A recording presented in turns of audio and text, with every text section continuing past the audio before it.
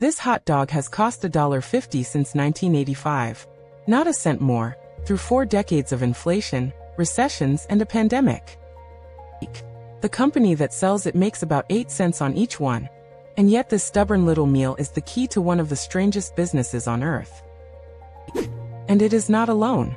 That famous rotisserie chicken has been $4.99 since 2009, and Costco loses tens of millions of dollars on it every year, on purpose. Think about what $1.50 bought in 1985, and what it buys today. Everything went up, except this. Here is the twist most shoppers never notice. The thing Costco actually sells is not the hot dog or the chicken. It is this, a small plastic card in your wallet. And once you see that, the entire company suddenly makes sense. To understand it, we go back to the summer of 1976, in San Diego. A man named Sol Price takes over an old airplane hangar that once belonged to Howard Hughes, and inside it, he tries something new. Sol Price had a simple, radical idea. Sell in bulk, charge almost nothing above cost, and instead of making money on the products, charge people a small yearly fee just to walk through the door. It did not go well at first. In its opening year, Price Club lost $750,000, and investors got nervous. But Sol held his nerve, and 3 years later, 200,000 members were turning a $1 million profit. Watching all of this was a young employee named Jim Sinegal.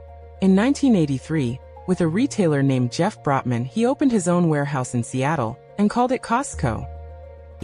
For a decade the two companies raced across the country, two versions of the same brilliant idea, until 1993, when they merged into one.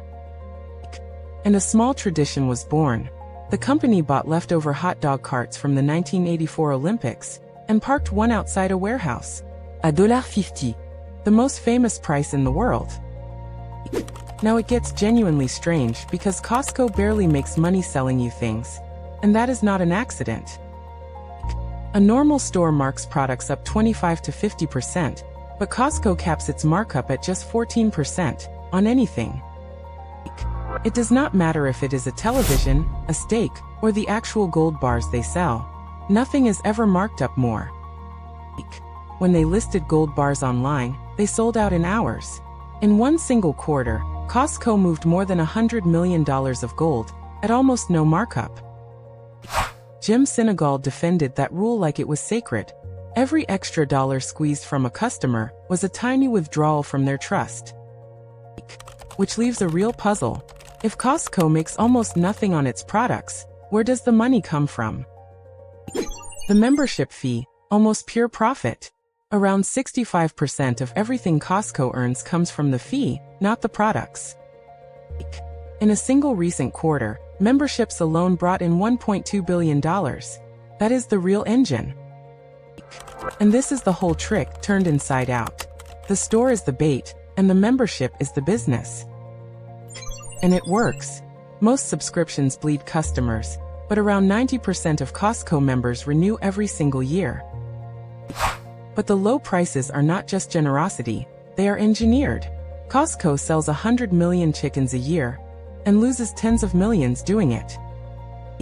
To protect that $4.99 price, they built their own chicken plant in Nebraska, for $450 million, just to control the cost of a single product. And then they put it at the very back, so to reach a $5 chicken, you have to walk past everything else they sell.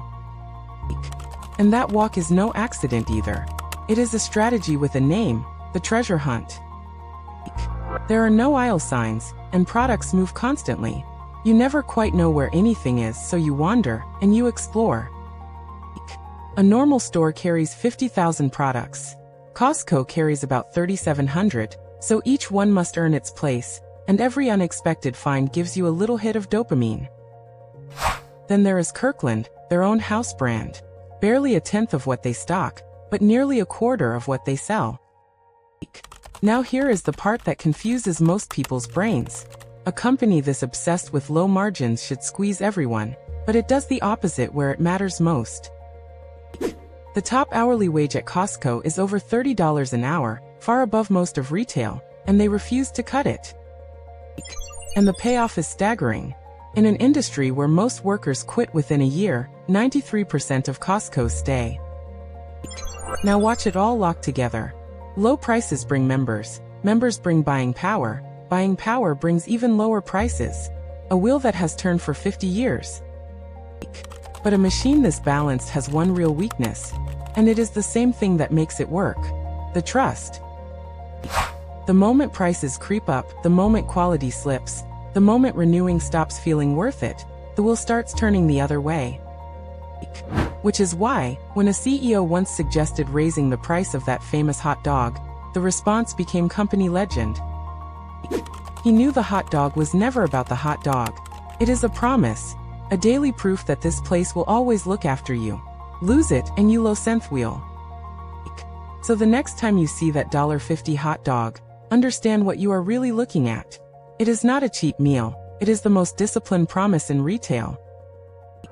Costco got rich by refusing to squeeze you, because trust compounded over decades beats any markup. That is the long view, and almost nobody has the patience for it.